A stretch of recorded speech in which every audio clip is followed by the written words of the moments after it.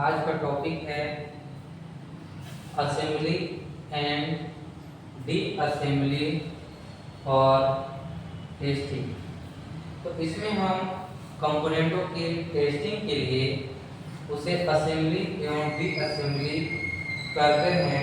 तो असेंबली एवं D assembly की जो सावधानियां हैं या असेंबली या डी असेंबली के दौरान बरते जाने वाली जो सावधानियां होती है हम उसके बारे में पढ़ेंगे अभी। तो असेंबली एंड डी असेंबली और टेस्टिंग, मतलब टेस्टिंग के दौरान कंपोनेंट को असेंबली या डी असेंबली के दौरान जो टेस्टिंग किया जाता है उसमें जो सावधानियां होती है, कौन कौन सी सावधानियों का ध्यान रखना चाहिए। तो टेस्टिंग के लिए इलेक्ट्रॉनिक हार्डवेयर असेंबली, टेस्टिंग के लिए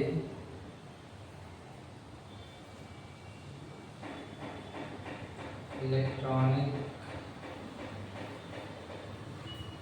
हार्डवेयर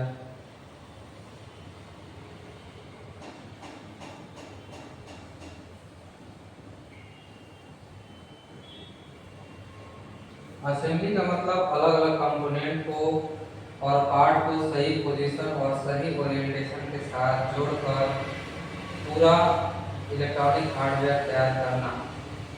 तो टेस्टिंग के लिए जो इलेक्ट्रॉनिक हार्डवेयर का असेंबली करते हैं तो असेंबली का मतलब यही है कि सभी जो कंपोनेंट होते हैं उन कंपोनेंट एवं उसके पार्ट्स को, कंपोनेंट एंड उसके पार्ट्स को जोड़कर जो हम इलेक्ट्रॉनिक हार्डवेयर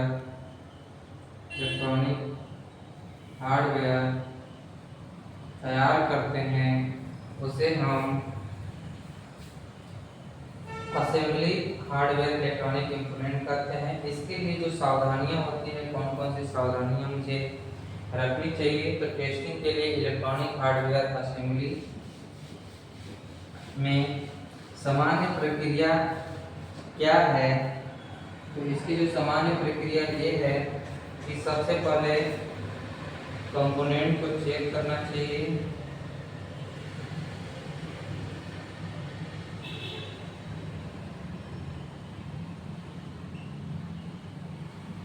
इसके बाद उसके करेक्ट पोजीशन,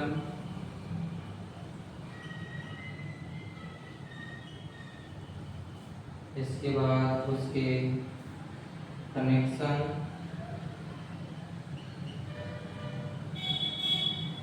इसके बाद सोल्डरिंग,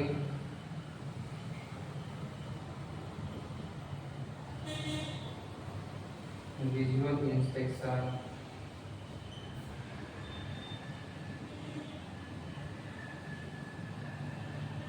एंड टेस्टिंग। यानी कि टेस्टिंग के लिए जो इलेक्ट्रॉनिक हार्डवेयर असेंबली होता है तो अलग अलग इलेक्ट्रॉनिक कंपोनेंटों एवं पार्टों को उसके पोजीशन एवं ओरिएंटेशन के अनुसार उसे असेंबल करना ही इलेक्ट्रॉनिक हार्डवेयर असेंबली कहलाता है। और इलेक्ट्रॉनिक हार्डवेयर असेंबली करने के बाद जो टेस्टिंग होती है उसका जो प्रोसेस होता है वो कौन से स्टेप के बाद कौन सी स्टेप आती है। सबसे पहले हमारा कंपोनेंट को चेक करते हैं कि वो कंपोनेंट हमारा सही है अथवा खराब है। तो कंपोनेंट की जांच करके ही हम उसके करेक्ट, मतलब सही पोजीशन में फिट करते हैं कि वो किस पोजीशन पे स्थापित किया जाना है, कौन से पोजीशन पे उसे इंस्टॉल किया जाना है। तो सबसे पहले कंपोनेंट को चेक करते हैं, इसके बाद करेक्ट पोजीशन, उसकी पोजीशन क्या होनी चाहिए, उसके सही पोजीशन को निर्धारित करते हैं। इसके बाद अगला है कनेक्शन। इसके बाद हम जो भी वायर होते हैं उसमें उसका कनेक्शन करते हैं। तो इसके बाद होता है कनेक्शन। इसके बाद कनेक्शन के बाद उसकी सोल्डरिंग की जाती है, उसमें स्थायित्व प्रदान करने के लिए, उस जोड़ को अस्थायी बनाने के लिए, उस कंपोनेंट को फिक्स करने के लिए, अस्थायी रूप से स्थापित करने के लिए उसकी सोल्डरिंग की जाती है। सोल्डरिंग के बाद वो हमारा पीसीबी बनके तैयार हो जाता है। इसके बाद हम उसका विजुअल इंस्पेक्शन करते हैं। विजुअल इंस्पेक्शन क्या होता है कि हम डायरेक्ट अपनी आंखों से देखकर उसकी जांच करते हैं।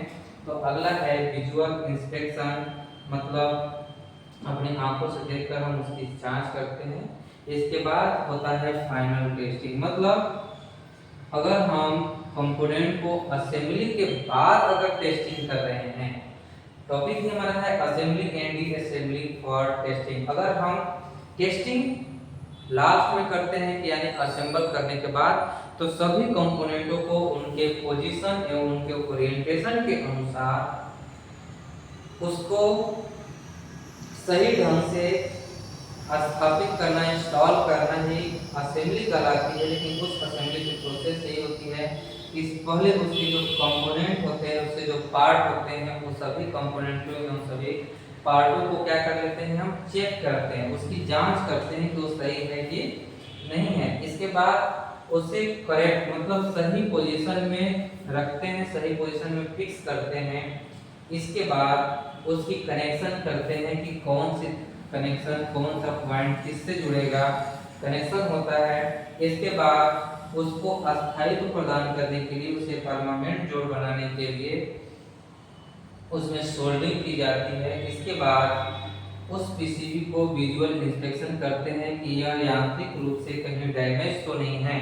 तो अगला जो पॉइंट होता है विजुअल इंस्पेक्शन, मतलब इसे दृश्य जांच बोलते हैं, कि हम अपने आंखों से देखकर इसका विजुअल इंस्पेक्शन करते हैं। इसके बाद फाइनल में हम इसको क्या करते हैं, टेस्टिंग करते हैं। तो टेस्टिंग के लिए ये जो स्टेप होते हैं ये हम फॉलो करते हैं, लेकिन असेंबली के दौरान यह सुनिश्चित करना चाहिए कि सभी कंपोनेंट सही जगह पे लगाए गए हैं कि नहीं। जो भी हमारा कंपोनेंट यूज कर रहे हैं, ये कंपोनेंट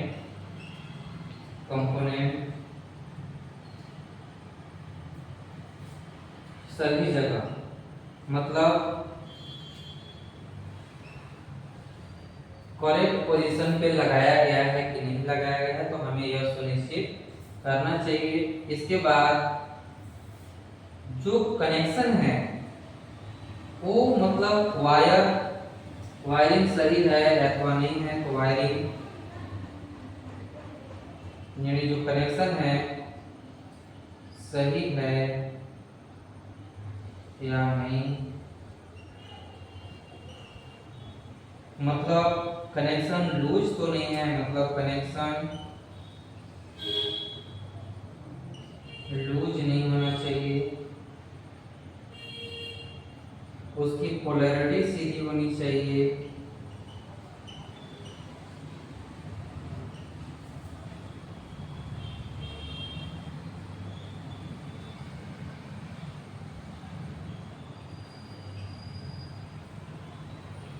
पोलैरिटी सीधी होनी चाहिए, एवं किसी भी कंपोनेंट डैमेज न हो, किसी भी कंपोनेंट डैमेज न हो। तो टेस्टिंग के लिए जो हम इलेक्ट्रॉनिक हार्डवेयर की असेंबली करते हैं, तो असेंबली का प्रोसेस तो ये होता है, लेकिन इसमें हमें क्या क्या और देखना होता है, क्या सुनिश्चित करना होता है। तो हमें यह सुनिश्चित करना होता है कि कंपोनेंट सही पोजीशन पे, मतलब करेक्ट पोजीशन पे है कि नहीं है, उसमें जो कनेक्शन हुआ है वो वायरिंग सही है कि नहीं है, कनेक्शन लूज तो नहीं है, मतलब उसकी सोल्डरिंग अच्छे से होनी चाहिए। अगला है पोलैरिटी सीधी होनी चाहिए, मतलब उसका पॉजिटिव नेगेटिव आपस में चेंज नहीं होना चाहिए। इसके बाद किसी भी कंपोनेंट डैमेज तो नहीं है कहीं से, इसकी भी हमें ध्यान रखना चाहिए। तो अगला हम पढ़ते हैं इंस्पेक्शन या रिपेयर के लिए डी असेंबली, मतलब ये तो था कि असेंबली एक बार फिर से हम समझते हैं कि क्या होता है। तो सभी इलेक्ट्रॉनिक कंपोनेंटों एवं पार्टों को उसके पोजीशन एवं उसके ओरिएंटेशन के अनुसार असेंबली ड्राइंग में जो दिया होता है, वर्क इंस्ट्रक्शन में दिया होता है, इसको फॉलो करते हुए जो हम उसे इंस्टॉल करते हैं, उसे ही इलेक्ट्रॉनिक हार्डवेयर असेंबली बोलते हैं। इस इलेक्ट्रॉनिक हार्डवेयर असेंबली की टेस्टिंग के लिए सबसे पहले मुझे असेंबली करना आवश्यक होता है। तो असेंबली करने के लिए जो चरण होते हैं, स्टेप्स होते हैं, वो सबसे पहले हम कंपोनेंट की चेकिंग करते हैं। जो कंपोनेंट हम उसके यूज कर रहे हैं, इंस्टॉल कर रहे हैं, उसकी चेकअप करनी चाहिए, तो हम कंपोनेंट की चेकअप करते हैं। दूसरे नंबर पे उस कंपोनेंट की पोजीशन को सही करते हैं, करेक्ट पोजीशन पे फिक्स करते हैं। इसके बाद अगला है उसके कनेक्शन को सही करते हैं, मतलब जो वायरिंग है उसमें वायरिंग प्रोसेस को सही करेंगे। इसके बाद वो वायरिंग लूज न हो उसके लिए हम अच्छे से उसको परमानेंट जोड़ देने के लिए, अस्थायी जोड़ देने के लिए सोल्डरिंग करते हैं। इसके बाद उस पीसीबी का विजुअल इंस्पेक्शन करते हैं, तब जाकर के फाइनल में हम उसको क्या करते हैं, टेस्टिंग करते हैं। तो ये हमारा इलेक्ट्रॉनिक हार्डवेयर असेंबली करने के बाद उसके टेस्टिंग करते हैं। तो टेस्टिंग के लिए इलेक्ट्रॉनिक हार्डवेयर असेंबली ये हमारा टॉपिक था। अगला हम पढ़ेंगे कि इंस्पेक्शन या रिपेयर के लिए D assembly.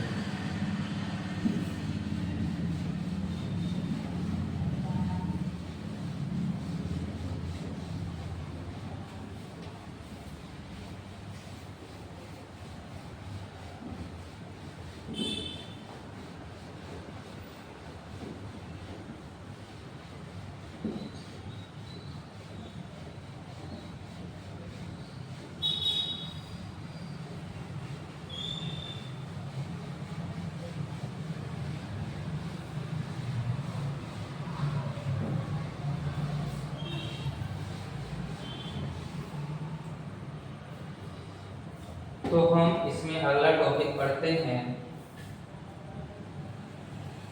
Inspection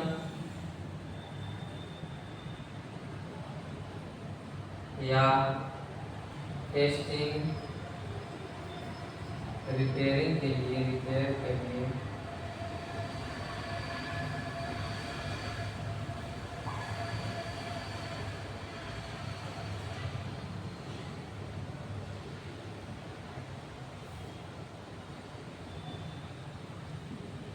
D assembly. Inspection या रिपेयर के लिए डी असेंबली। तो ये डी असेंबली क्या होता है? तो जिस प्रकार से असेंबली में इलेक्ट्रॉनिक कंपोनेंटों और पार्टों को उसके ओरिएंटेशन एवं उसके पोजीशन के अनुसार हम उसको इंस्टॉल करते हैं, तो उसको असेंबली बोलते हैं। अब हमें सावधानी पूर्वक कि वो कंपोनेंट कहीं से डैमेज ना हो, उसे उस असेंबलिंग से हमें अलग करना, उस पीसीबी से अलग करना, उस पार्ट को बाहर निकालना जिससे वो किसी यांत्रिक रूप से डैमेज न हो, उसे हम बिल्कुल भी पृथक कर लेते हैं, जो अलग कर लेते हैं, आइसोलेटेड कर लेते हैं, उसे ही बोलते हैं डी असेंबली। मतलब कि पीसीबी से जो भी इलेक्ट्रॉनिक कंपोनेंट या उसके जो पार्ट हैं, भाग हैं, उसे सावधानी पूर्वक बिना किसी क्षतिग्रस्त के उसे हम अलग करना ही क्या कहलाता है, डी असेंबली कहलाता है। तो डी असेंबली समझ में आ गया कि उसके सभी पार्टों को, जिस भी पार्ट को हमें जांच करनी होती है, जिस भी पार्ट को मुझे अलग करनी होती है, उसे बिना किसी क्षति के सावधानी पूर्वक अलग करना, पृथक करना ही डी असेंबल कहलाता है। इसकी आवश्यकता हो सकती है क्या, क्यों आवश्यकता इसकी हो सकती है? तो फाइनली कंपोनेंट की पहचान कर फॉल्टी, मतलब जो भी फॉल्टी कंपोनेंट होते हैं, अगर हमें डी असेंबली की जरूरत पड़ रही है तो इसकी जरूरत क्यों पड़ सकती है, इसकी जरूरत क्यों पड़ सकती है? तो हमारा जो फॉल्टी होता है, फॉल्टी कंपोनेंट की पहचान करने के लिए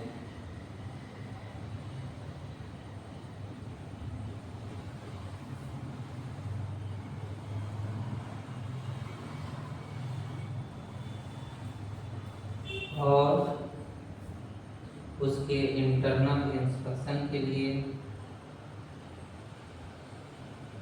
इंटरनल इंस्पेक्शन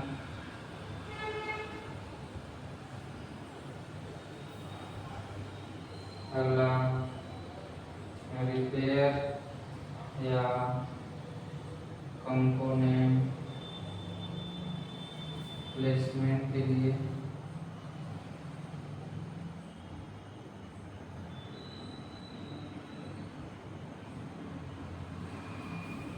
टेस्टिंग के दौरान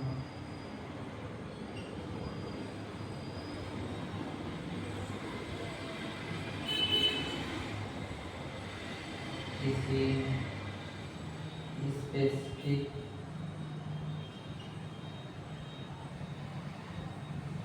सेक्शन को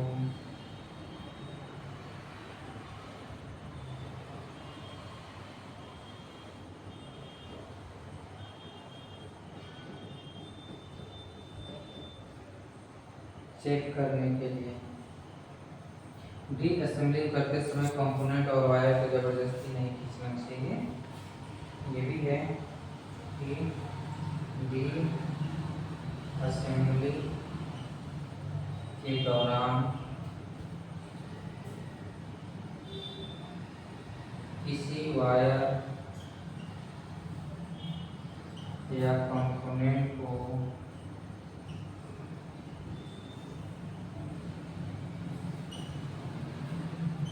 जबरदस्ती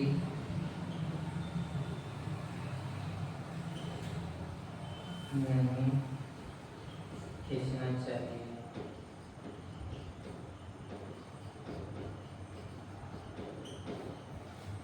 तो इसमें इंस्पेक्शन या रिपेयर के लिए जो डी असेंबली किया जाता है उसके लिए जो हम प्रोसेस करते हैं कि इसमें फॉल्ट क्या हम फॉल्टी कंपोनेंट की पहचान करने के लिए ऐसा हम डी असेंबली करने की ज़रूरत क्यों पड़ती है, इसकी आवश्यकता क्यों पड़ती है, इसकी ज़रूरत इसलिए पड़ती है क्योंकि जो भी कंपोनेंट में फॉल्ट है, जो दोष है, उस दोष की पहचान करने के लिए मुझे फॉल्ट के कंपोनेंट को पृथक करना होता है, इंस्टॉल से डी इंस्टॉल करना होता है, मतलब उसे डी असेंबलिंग करना होता है, अलग करना होता है, तब जाकर के हम उसके फॉल्ट होने के या उसमें दोष होने की पहचान करते हैं। अगला है इंटरनल इंस्पेक्शन के लिए। इंटरनल इंस्पेक्शन क्या होता है कि जो आंतरिक रूप से उसके आंतरिक जांच के लिए हम इसकी डी असेंबलिंग करते हैं। अगला है रिपेयर या कंपोनेंट प्लेसमेंट के लिए। अगर वो कंपोनेंट या वो डिवाइस खराब है तो उसे अगर मुझे रिपेयरिंग करनी है या उसके जगह पे कोई नया पार्ट चेंज करना है, नया रिप्लेसमेंट करना है, तो रिपेयरिंग या कंपोनेंट प्लेसमेंट के लिए भी हमें डी असेंबलिंग करने की ज़रूरत पड़ती है। इसके बाद अगला है टेस्टिंग के दौरान किसी स्पेसिफिक सेक्शन को चेक करने के लिए उसे डी असेंबल करने की ज़रूरत इसलिए पड़ती है क्योंकि टेस्टिंग के दौरान हमें स्पेसिफिक सेक्शन की जांच करनी होती है, तो हमें उसके लिए भी करना होगा। बाकी जब डी असेंबली के दौरान हम जब उसे डी असेंबल करते हैं तो डी असेंबली के दौरान हमें किसी भी वायर या कंपोनेंट को उसे जबरदस्ती खींचकर बाहर नहीं निकलना चाहिए, पृथक नहीं करना चाहिए। इससे हमारा जो पीसीबी है वो डैमेज हो सकता है, या जो हमारा कंपोनेंट है अगर हम उसकी जांच करने के लिए हम उसे डी असेंबल कर रहे हैं तो हमारा कंपोनेंट भी खराब हो सकता है, डैमेज हो सकता है। तो वही है कि डी असेंबली के दौरान किसी भी वायर या कंपोनेंट को जबरदस्ती नहीं खींचना चाहिए, उसे हमें सावधानी पूर्वक अच्छे से डी असेंबल करना चाहिए। तो ये डी असेंबल करने की जरूरत है। अब हम आगे बढ़ेंगे असेंबली या डी असेंबली के दौरान जो हमारी सावधानियां होंगी कि हम असेंबली करते समय उस समय कौन सी सावधानियां बरतनी चाहिए, और या तो हम कंपोनेंट की डी असेंबली करते हैं तो कौन सी हमें सावधानियां बरतनी चाहिए। तो आगे हम पढ़ेंगे असेंबली एंड डी असेंबली के दौरान बरती जाने वाली सावधानियां।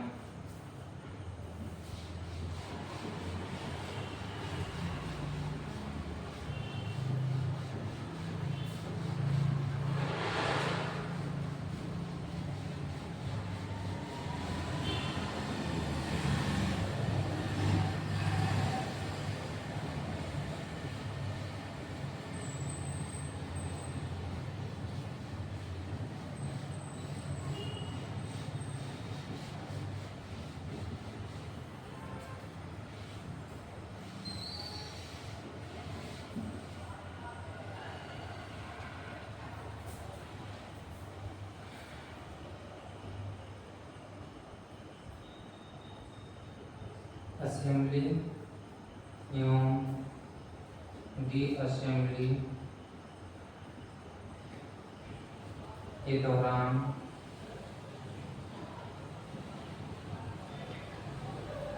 सावधानी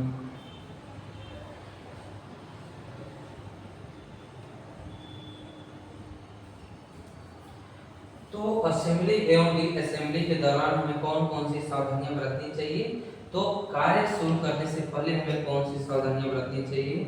कार्य शुरुआत करने से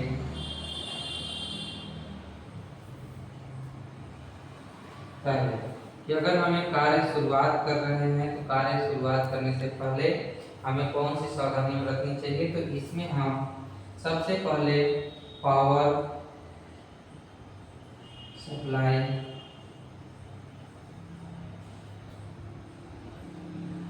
ऑफ कर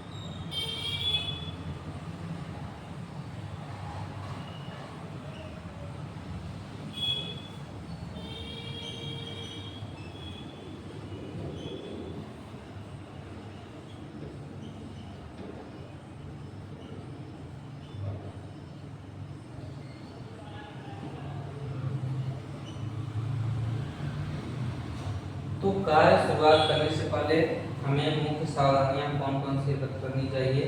तो अगर वो पावर सप्लाई से कनेक्ट है तो उसका पावर सप्लाई क्या कर देना चाहिए, ऑफ कर देना चाहिए। जिस भी कंपोनेंट के लिए, जिस भी इक्विपमेंट के लिए आप उसे डिसेंबल कर रहे हैं या उसकी रिपेयरिंग कर रहे हैं तो वहाँ पे सबसे पहले हमें, अगर वो पावर सोर्स से या पावर सप्लाई से कनेक्ट है तो उसे हमें क्या कर देना चाहिए, ऑफ कर देना चाहिए। जहां आवश्यक हो वहां बैटरी सोर्स को डिस्कनेक्ट करना चाहिए। अगर किसी भी इक्विपमेंट्स में बैटरी सोर्स लगा है, बैटरी द्वारा सप्लाई ले रहा है, तो वहां पे अगर जरूरत ना हो तो आवश्यकता अनुसार हमें उसके बैटरी सोर्स को क्या करना चाहिए, अलग कर देना चाहिए, डिस्कनेक्ट कर देना चाहिए। उसमें जो हम कार्य के दौरान उपयोग कर रहे हैं टूल, उस टूल का सही प्रयोग करना चाहिए, मतलब सही टूल्स का प्रयोग करना चाहिए। अगला, कंपोनेंट की पोलैरिटी एवं ओरिएंटेशन को चेक करें। हम जब भी मरम्मत करते हैं, रिपेयरिंग करते हैं या असेंबलिंग करते हैं तो हमें उसकी पोलैरिटी और ओरिएंटेशन का हमेशा ध्यान रखना चाहिए। इसमें हम अगला पढ़ेंगे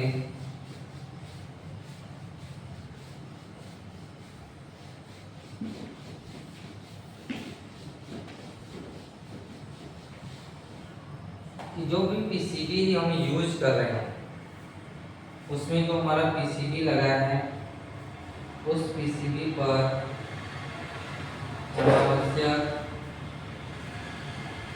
अनावश्यक फोर्स ना दें।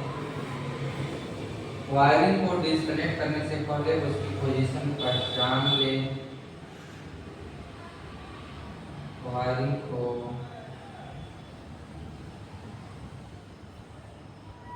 डिस्कनेक्ट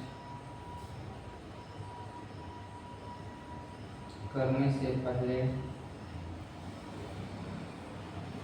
उसकी पोजीशन को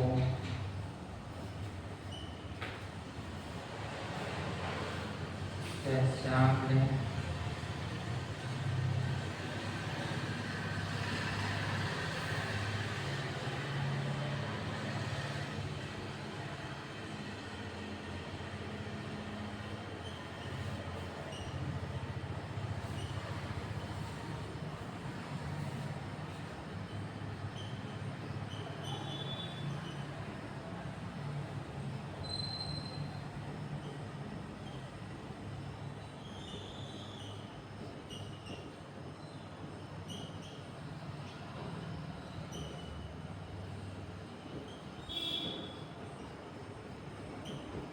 इसमें हम आगे पढ़ते हैं कि पीसीबी पर अनावश्यक फोर्स न दें। अगर हम डिसेंबल कर रहे हैं तो उस पे पीसीबी पर किसी भी प्रकार का कोई अनावश्यक फोर्स न लगे, तो उसके लिए मुझे ये ध्यान रखना चाहिए कि पीसीबी पर कोई अनावश्यक फोर्स ना दें। वायरिंग को डिस्कनेक्ट करने से पहले उसकी पोजीशन को समझें। ये सबसे इम्पोर्टेंट बात ये है कि हम जब भी डीअसेंबल करते हैं रिपेयरिंग के दौरान, तो जो वायर का कनेक्शन होता है, जो वायरिंग का कनेक्शन होता है, उस वायरिंग को डिस्कनेक्ट करने के से पहले उसके पोजीशन को पहचान लेना चाहिए कि कौन सा पॉइंट किस से जुड़ा हुआ है। तो वही कह रहा है कि वायरिंग को डिस्कनेक्ट करने से पहले उसकी पोजीशन को पहचानें कि वो कौन से पोजीशन पे कौन से तार जुड़ा हुआ है। तो इसका मतलब ये है कि वायरिंग को डिस्कनेक्ट करने से पहले उसकी पोजीशन को पहचानें कि कौन से तार किस पॉइंट पे जुड़ा है। पुनः मुझे उसी तार को उसी पर, अगर सही कनेक्शन है तो हमें उसी पर फिट करना होगा, उसी पर इंस्टॉल करना होगा। अगला सबसे इम्पोर्टेंट बात ये है कि static sensitive component. Static sensitive component क्या होता है कि ऐसा कंपोनेंट जो बॉडी के इलेक्ट्रोस्टैटिक चार्ज से डैमेज होते हैं, उसे हम स्टैटिक सेंसिटिव कंपोनेंट कहते हैं। ऐसे कंपोनेंटों को मुझे ईएसडी प्रिकॉशंस, मतलब ईएसडी सावधानियां बरतनी चाहिए या उसको अपनाना चाहिए।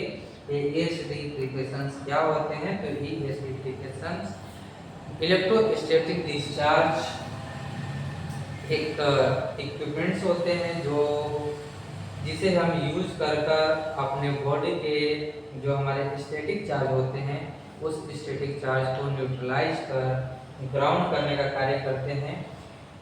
इसमें हमें टेस्टिंग के दौरान कंपोनेंट की सेफ्टी क्या रखनी चाहिए? ये तो हो गया कि कार्य शुरुआत करने से पहले।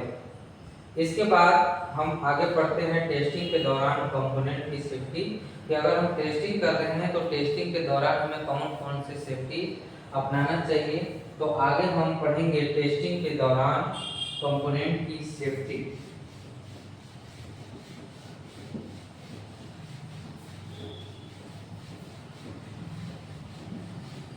तो कंपोनेंट की सेफ्टी ये है कि हम अगर टेस्टिंग कर रहे हैं तो उसमें जो वोल्टेज है जिससे हम टेस्टिंग कर रहे हैं, वो वोल्टेज को अधिक वोल्टेज, मतलब जो अप्लाई वोल्टेज है, गलत वोल्टेज अप्लाई नहीं करना चाहिए। और जितना वोल्ट के लिए टेस्ट किया जाना है, हमें उतना ही वोल्टेज उस पर देनी होती है। अगला, मल्टीमीटर की जो रेंज है वो सही सिलेक्ट करना चाहिए ताकि हमारा एक्यूरेट मेजरमेंट आसानी से दे सके। इसलिए जो हमारा उसकी सिलेक्शन पॉइंट